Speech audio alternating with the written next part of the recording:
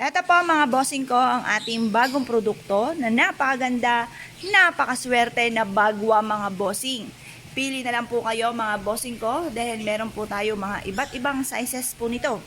Eto po muna mga bossing ko ang pinakamaliit, tapos sumunod, eto po yung sumunod at ito yung jumbo po natin mga bossing. Ang bagwa mga bossing ko ay ipinapako sa taas mismo ng pintuan sa may pader.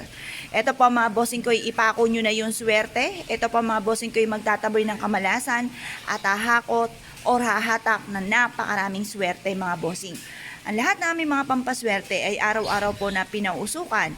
May kalakip na panalangin at ito po ay isa sa mga pinakamaganda na pampaswerte na dapat ay meron po kayo sa inyo pong tahanan or sa inyo pong negosyo para hindi po kayo daanan ng mga kamalasan. Or kung may mga kamalasan na dumarating ay kaagad nyo po itong pagdadaanan nyo lamang